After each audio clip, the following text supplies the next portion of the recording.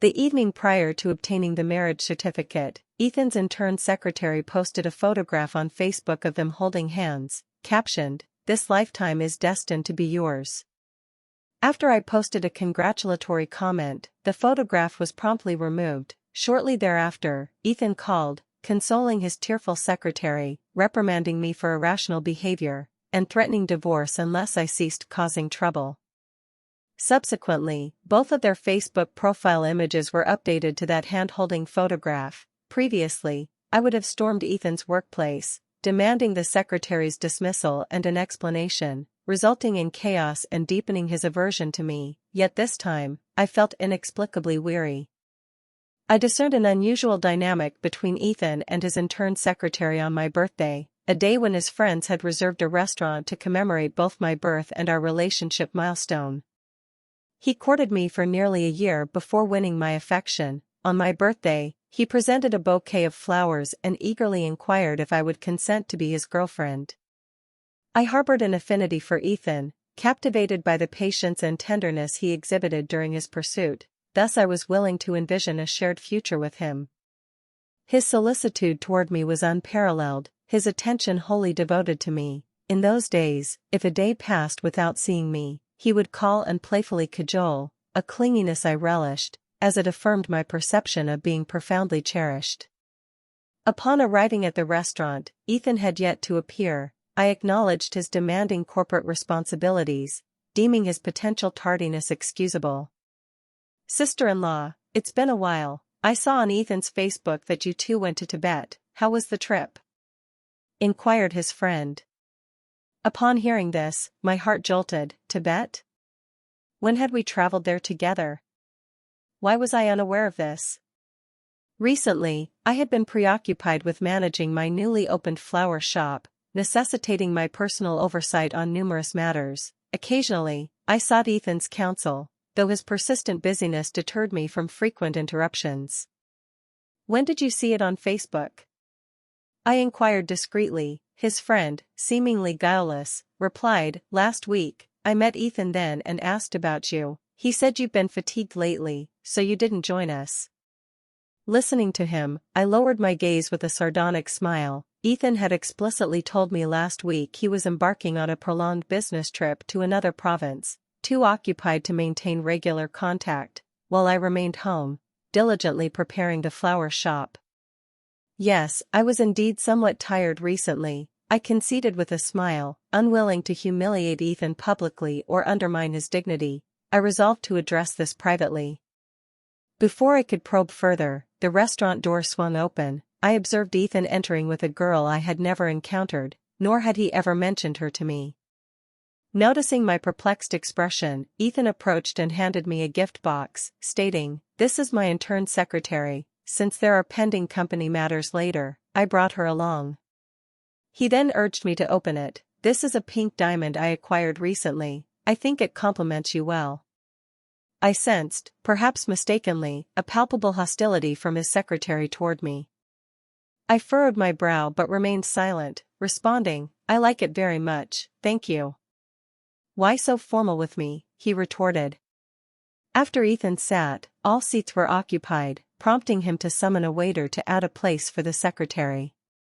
"Let me introduce her. This is Chloe, my company's new secretary," he said, and I distinctly noted a softer tone in his voice when addressing her. "Ethan, I can't drink alcohol," Chloe remarked with apparent timidity, their proximity noticeably closer than mine, his official girlfriend's. "That's fine, drinking isn't necessary on this occasion," he replied, "yet, given this was my birthday celebration, albeit with close friends, shouldn't Ethan engage more with me? After all, we hadn't seen each other for a considerable time. Moreover, it was my birthday, and as his official girlfriend, did he not fear my ire by being so proximate to an intern secretary in my presence?" Ethan's friend appeared to sense something amiss, hastily raising his glass. "Hey, we're all friends here, no need for formality, allow me to toast the brother and sister-in-law." I courteously lifted my glass, offered a faint smile, and stood. After all, he was toasting my birthday, and I couldn't reasonably dishonor his gesture. "I too am unable to drink," Ethan frowned, appearing poised to speak. yet ultimately refrained. As I stood with my glass, preparing to toast, Chloe interjected, "Ethan has a contract to negotiate today, so he cannot drink." Observing Ethan being restrained, I felt a degree of embarrassment. I knew his tolerance was substantial, a single drink posed no issue, yet I, his official girlfriend, had not spoken. What was this woman's intent? Ethan's friend, visibly discomfited, lowered his glass. "Is that so?" "I wasn't aware, my apologies." "It's fine," came the reply. Chloe smiled and offered, "Here's an idea, I'll drink on Ethan's behalf as an apology to everyone." What standing did this woman have to drink for my boyfriend?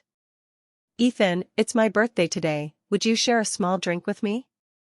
I spoke at an opportune moment. It was my occasion. Why did someone seek to overshadow me? "Miss Wendy, he truly can't drink. Shall I substitute?" Chloe glanced over with a smile, prompting my frown. She knew my name and my existence, yet so brazenly stood in for my boyfriend. Was this a deliberate provocation? "Chloe, if you can't drink, then don't." Ethan swiftly intercepted her glass upon hearing her intent. I was at a loss for words. "In that case, let's all abstain," I declared, promptly setting down my glass. How tedious.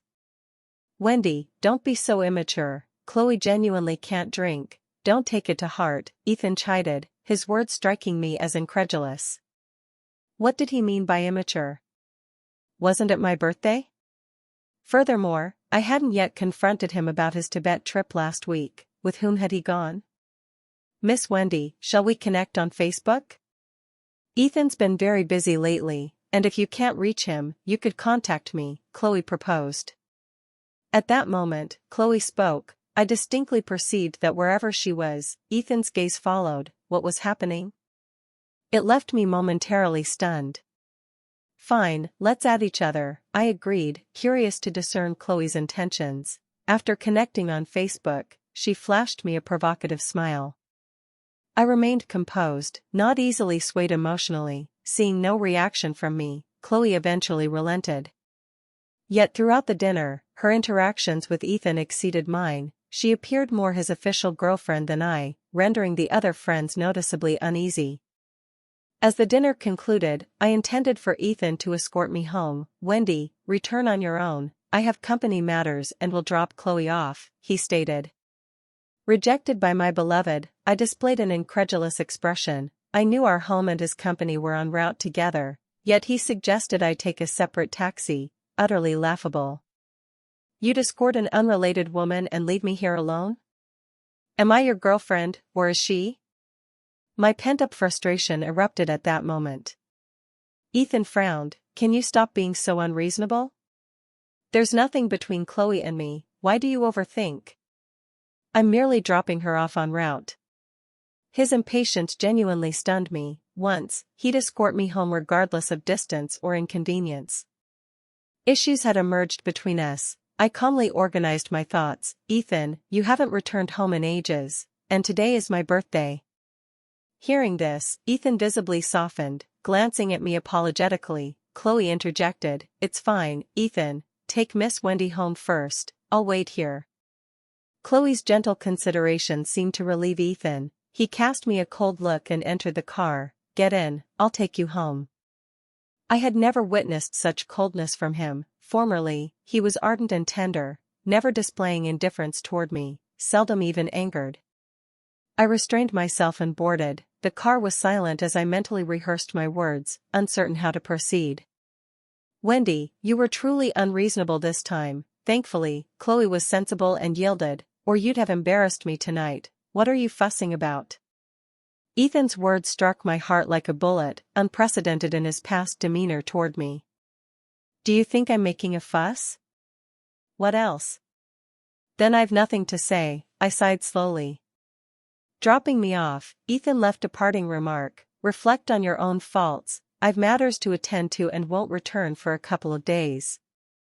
It hardly mattered anymore. He hadn't returned for a prolonged period, and his presence or absence seemed increasingly inconsequential to me.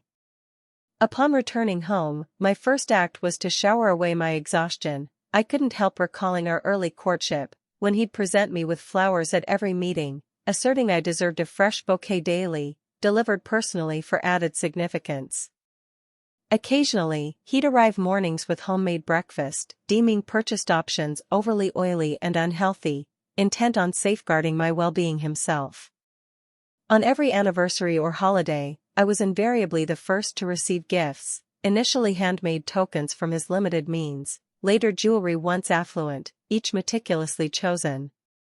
However, as his company flourished, he grew averse to returning home, gifts ceased being unique, daily flowers vanished at some point, and breakfast was relegated to a hired maid. Many anniversaries saw him briefly return for a meal before departing, sometimes not appearing at all. His attentiveness toward me progressively waned.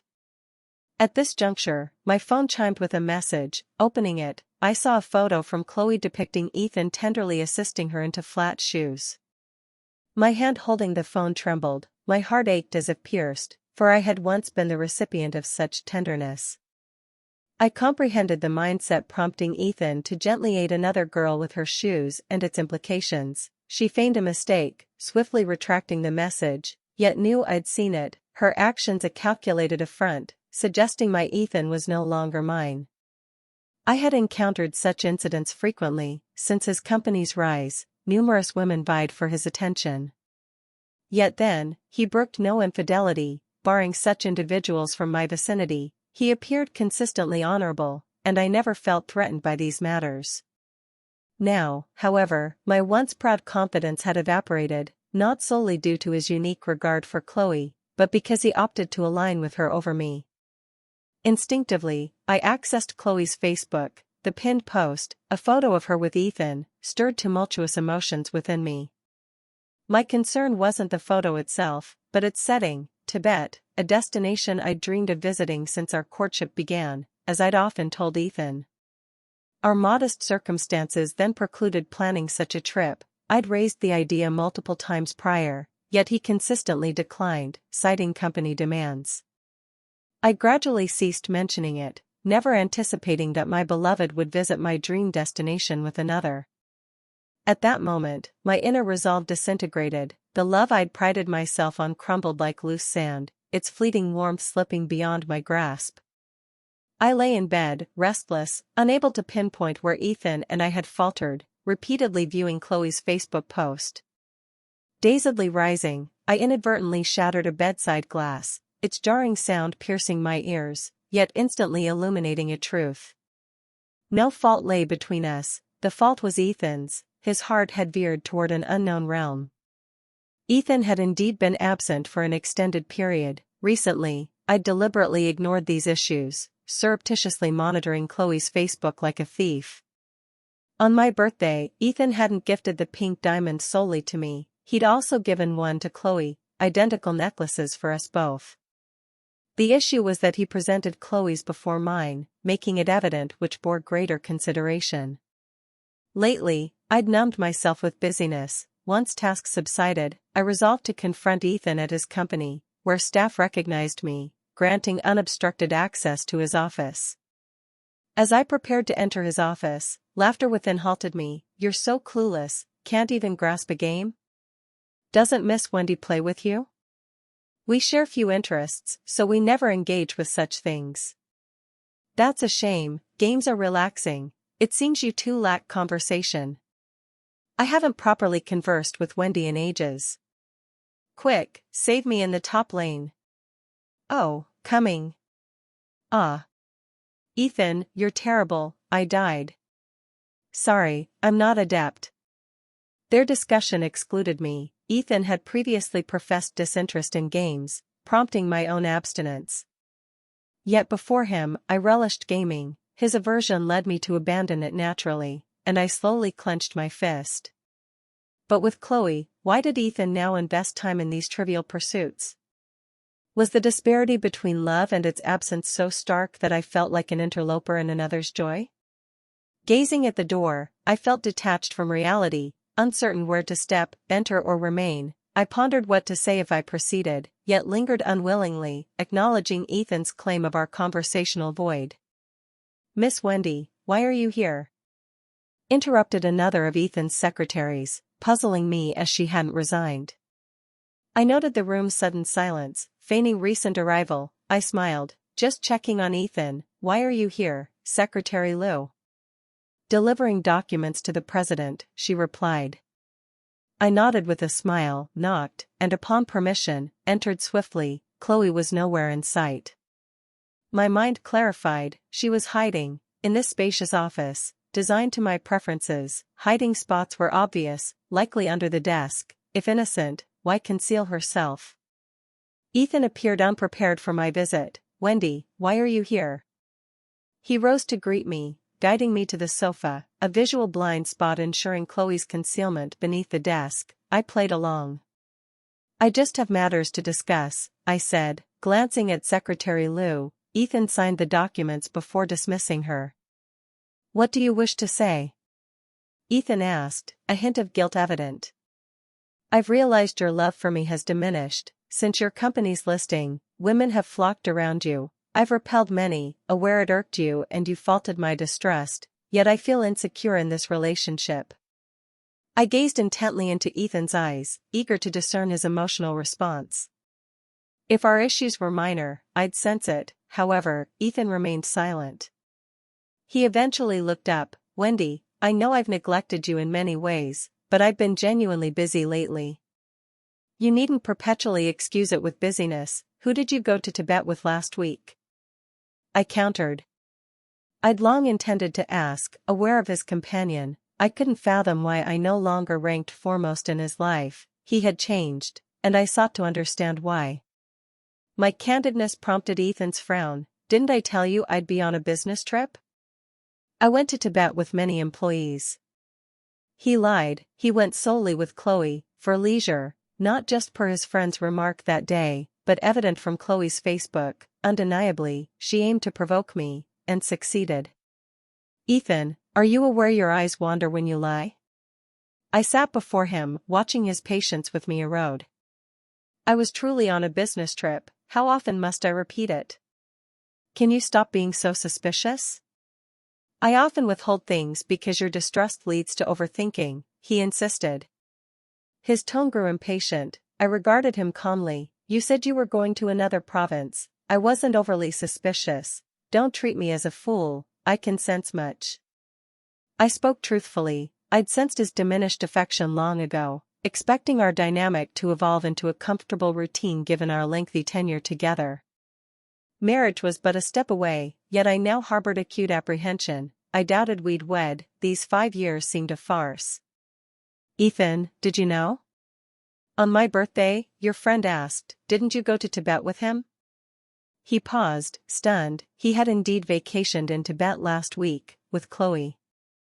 Then, Chloe had expressed she'd never visited Tibet, it being her dream destination. Thus, he resolved to take Chloe there once, not merely as his secretary, but because he harbored additional sentiments for her. His prolonged time with Wendy left him uncertain if the lack of novelty stemmed from its duration. Meeting Chloe evoked the Wendy of their college days. He admitted being swayed then, concealing much from me, unanticipatedly exposed. Ethan's silence confirmed his heart's deviation. For ages, I sought to bridge our rift. You claim we lack topics. Have you earnestly replied to my messages? You rarely return home. We seldom meet. What can I discuss? Only with me, I said, tears welling. I was heartbroken. We'd been engaged long ago, witnessed by both families, yet never married or registered. But I've given you everything, my house, car, all in your name, even my finances you control, Ethan said, irked. What more do you want? His heart had partly strayed, finding no passion with me. With Chloe, he recaptured youthful excitement, believing material provisions sufficed for my satisfaction. Yet I never required these. Raised indulgently by a well-off family, I lacked for nothing monetarily. What I needed, didn't he know? I came intending a thorough discussion, but it seems unnecessary now. I exhaled, composed myself, and prepared to depart with my bag. Don't keep Miss Chloe hiding under the desk, it's cramped and tiring, I stated, then turned and left. I disregarded the occupant's expressions or feelings. henceforth, my priority was myself. Clarifying matters brought immense relief. Unspoken, they had perpetually disquieted me. Now free to pursue my desires, I tended my flower shop for days, ignoring Ethan's calls. Eventually, through inquiries, he located my shop. His first words weren't of my well-being but accusation. "There's truly nothing with Chloe, stop overthinking. I admit a fleeting lapse, but everything I have is yours. Chloe's wronged, uninterested in me." Can you cease malicious assumptions and irrationality, as before and now? I understood his reference. Previously, a girl arduously pursued Ethan, and, intolerant of infidelity, I had him dismiss her. Ethan then resented my actions, yet was powerless as I objected. He deemed me overly suspicious, but I recognized her intentions, justifying my response. Formerly, my focus orbited Ethan, amplifying external blows. Now, with my own life and career, I needn't revolve around him. Your thoughts are irrelevant now. When you traveled to Tibet with Miss Chloe, did you consider I'd repeatedly expressed that desire, yet you never took me? That was my dream, yet you never cared. Miss Chloe merely mentioned it, and you took her. What am I to you? I recounted this calmly, knowing our relationship had long concluded, irreparable. My words seemed to confound Ethan. He abruptly recalled my frequent mentions, and his consistent refusal to take me. I showed him Chloe's Tibet Facebook post on my phone. He froze, a panic I'd never seen on him evident as he departed despondently, my gaze fixed on his retreating figure. I recalled long ago, a girl pursued Ethan despite knowing our bond. I didn't mind, as he never crossed boundaries. Excellence attracts admirers. Yet, aware of us, she persisted. I didn't intervene. Ethan would hold my hand before her, declaring me his lifelong love, though hearts shift swiftly. Who waits forever? I informed my parents, who lamented and opted to end the engagement. Half a month passed, during which Ethan sent no messages. Yet Chloe updated her Facebook. "This life, it's you," with a photo of entwined hands, unmistakably Ethan's. I was indifferent, openly commenting blessings. Minutes later, the post vanished. I paid it no heed. Shortly after, Ethan called, Chloe's sobs audible. "Can you stop being unreasonable? Continue this, and I'll end the engagement." I sneered, finding it utterly pointless. What was he now, asserting presence before me? I said no more, hung up, and sent my parents to Ethan's home to propose ending the engagement. I can let go, but I'm not easily deceived. 2 years ago, Ethan's company's listing garnered significant attention. Many knew me as his fiancée, a relationship he'd boasted across platforms. His betrayal ensured I wouldn't spare him. Post-engagement cancellation, Ethan sought me repeatedly. I evaded him. My name on the deed made the house mine, so I revoked his access, changed locks, and barred him via security. His disloyalty justified my ruthlessness. Unwilling to endure meekly, I engaged a detective agency, tracing Ethan's actions and his acquaintance with Chloe, evidence to dismantle him. I'd warned him my eyes tolerated no deceit. If he betrayed me, I'd be unrelenting. He'd laughed, vowing never to stray, or be struck by lightning. Whether that struck, I'd ensure retribution landed tangibly. When Ethan publicized me, I began blogging. His company's successful products amassed many followers. His company blog once chronicled our romance, personally managed by him, blending professional and personal spheres. 6 months had elapsed since our last romantic post. Updates shifted to work-related content. Only on my birthday did he post a celebratory blog with a photo of the pink diamond necklace he'd bought me. Viewing that post, I felt profound irony, a performance for fools. Didn't I know his love's truth? I hadn't intended such ugliness, but Chloe's flaunting, periodic photos with Ethan, which I routinely saved, fueled my resolve. Neither would escape my reckoning. Soon, an opportunity arose. Ethan's company scheduled a press conference in a neighboring province, attended by numerous journalists.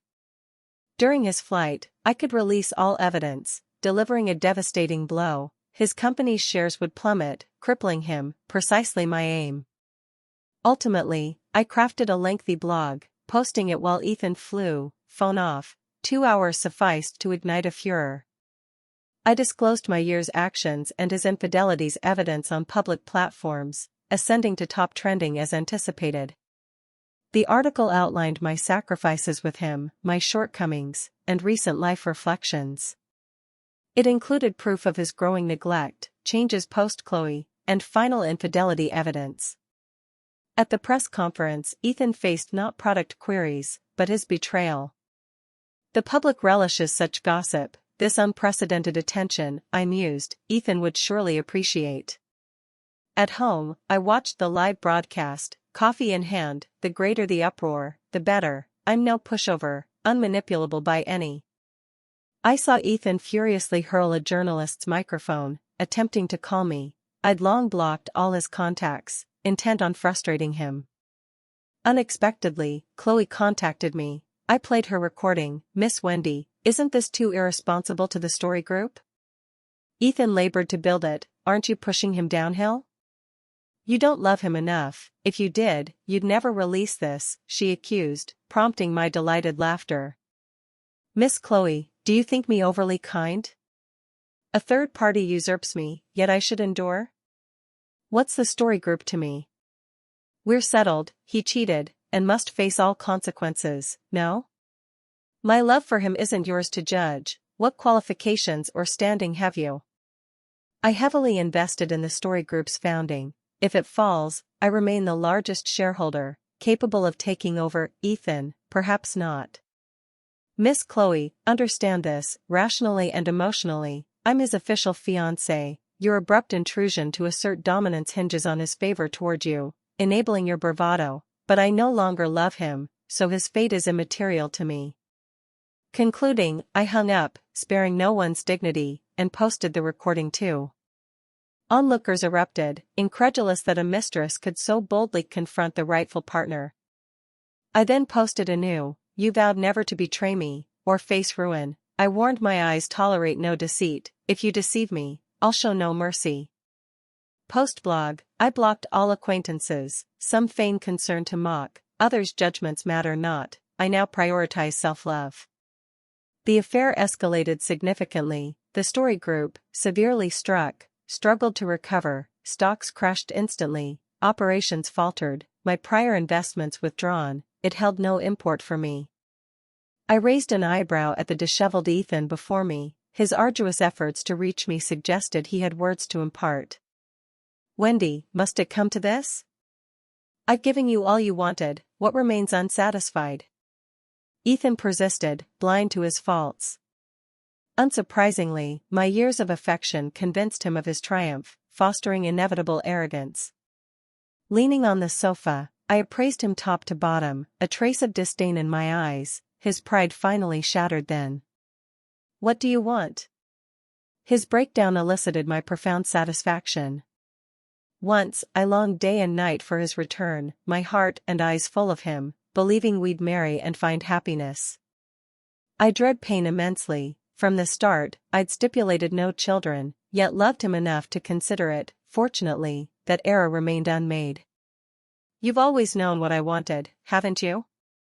You feigned ignorance, finding my devotion amusing, uncherishing my love or me, assuming I'd wait if you returned, on what basis?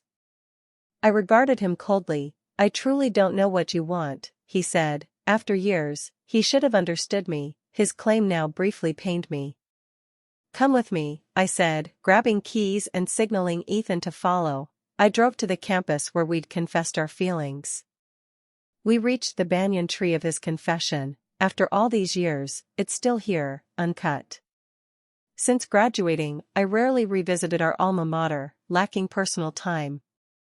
Ethan stared at the tree, stunned, silent for a while. Finally, he looked up. I know what you want now. Too late, I shook my head.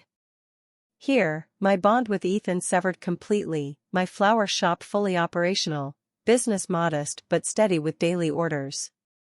My parents recently pressed me to marry, but reflecting on Ethan, they relented, deeming my happiness paramount over other concerns.